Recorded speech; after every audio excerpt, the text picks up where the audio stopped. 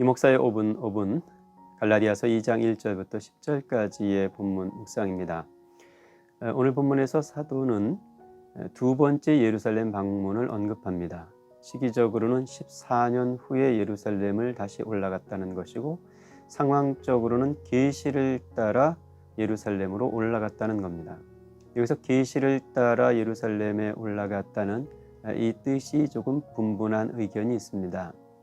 담메색 도상에서 예수를 만났던 그 계시의 연장선상을 뜻하는 것인지, 아니면 사도행전 11장에서 아가보가 예언했던, 즉 예루살렘에 흉년이 들어서 구제 헌금을 가지고 예루살렘을 찾아 올라갔던 그 일을 염두에 두고 한 말인지 이게 좀 불분명합니다.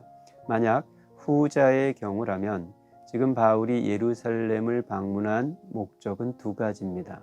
첫 번째는 구제 헌금을 전달하려는 거고, 두 번째는 이제껏 바울이 이방인의 사도로서 이방인에게 전한 복음을 예루살렘 사도들에게 소개하려는 목적이죠. 이 두 가지 목적 중 그 어느 것 하나도 소홀히 할 수는 없는 것이지만 지금 갈라디아 교회의 상황과 연관을 짓자면 두 번째 목적이 더 중요해지죠. 그래서 바울은 14년 후에 예루살렘 교회에 올라갔을 때 일어났던 특별한 사건 하나를 소개합니다.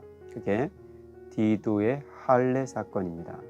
바울이 예루살렘에 올라갈 때 바나바 그리고 디도와 동행을 했었습니다. 디도는 헬라인이었습니다. 이방인이었다는 뜻이죠. 이방인 디도가 예수를 믿었다는 소식을 듣고 예루살렘 교회의 어떤 사람들이 디도도 할례를 받아야 된다고 주장했던 겁니다. 그 말을 듣고 바울이 펄쩍 뛰었습니다. 절대로 디도에게 할례를 행할 수 없다고 막아섰고 끝내 디도에게 할례를 행하지 못하도록 했습니다. 이 디도의 할례 사건은 지금 이 갈라디아 교회가 직면한 현실과 겹치는 내용이죠. 그래서 사도는 오늘 본문에서 이렇게 말씀합니다. 그러나 나와 함께 있는 헬라인 디도까지도 억지로 할례를 받게 하지 아니하였으니 이는 가만히 들어온 거짓 형제들 때문이라. 그들이 가만히 들어온 것은 그리스도 예수 안에서 우리가 가진 자유를 엿보고 우리를 종으로 삼고자 함이로되 그들에게 우리가 한시도 복종하지 아니하였으니 이는 복음의 진리가 항상 너희 가운데 있게 하려 함이라. 지금 사도는 디도의 할례 문제가 여기 이 갈라디아 교회 성도들의 믿음의 문제와 연관이 있다는 것을 분명하게 밝혀두고 있습니다.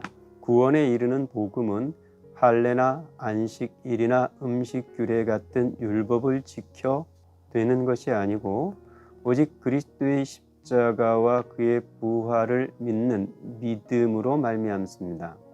그 믿음으로 하나님의 자녀가 된 이방인들에게 또다시 할례를 요구한다는 것은 구약의 율법으로 회귀한다는 뜻이고 지지 않아도 되는 멍에를 짊어진다는 뜻이 됩니다. 율법과 아무런 상관이 없는 이방인들이 율법의 종노릇하는 것은 터무니가 없습니다. 그리고 그 율법의 종노릇으로는 도무지 구원에 이를 수 없습니다. 그래서 이방인 헬라인 디도에게 할례를 받지 못하도록 막아선 것과 같이 지금 갈라디아 교회에 할례를 요구하는 거짓 선지자들의 가르침을 바울이 막아서려는 겁니다. 오늘 본문에서 바울은 이 디도의 할례 이야기에 이어서 예루살렘 교회에 유력했던 사도들, 즉 베드로, 요한, 야고보와 같은 이들과 나누었던 교제에 대해서 다시 기술합니다. 이 이야기는 사도행전 15장에 나오는 예루살렘 공의회의 합의된 사건과 일치하는 내용입니다.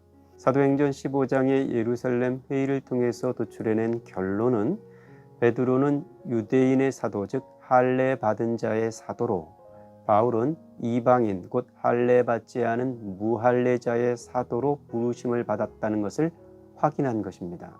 복음의 대상은 달랐지만 그들이 가진 복음의 내용은 다르지 않았기 때문에 베드로가 유대인들에게 복음을 전하는 것과 바울이 이방인에게 복음을 전하는 것은 아무런 문제가 되질 않았습니다. 그래서 그들은 서로 친교의 악수를 나누었고 다만 서로 가난한 자들을 잘 돌보아 주자는 뜻에 마음을 모았습니다. 바울이 14년 만에 예루살렘에 찾아가서 일어난 일은 이것뿐이었습니다. 복음과 관련해서 어떠한 갈등도 있지 않았고 도리어 예루살렘의 유력한 사도들과 바울은 복음에 대한 합의된 내용을 확인하고 헤어졌습니다. 지금 갈라디아 교회의 상황이 어지러워지고 힘들어진 것은 복음 때문이 아니었던 거죠. 복음은 교회를 어지럽히지 않습니다. 복음은 교회를 분열시키지 않습니다. 복음은 도리어 교회를 그리스도 안에서 연합된 질서로 든든히 묶어둡니다. 공연히 갈라디아 교회에 찾아든 거짓 선지자들의 거짓된 가르침으로 교회가 분열되고 있다는 것은 교회가 바른 복음, 분명한 복음이 아니라 헷갈리는 복음의 터전 위에 세워져 있기 때문일 겁니다. 오늘 우리의 현실도 다르지는 않습니다. 우리가 복음 아닌 것들 때문에 시끄럽고 소란스러운 적이 많은 것은 아닌지, 우리가 다시 복음에 치열해야 하는 것은 아닌지 되돌아보아야 할 일입니다.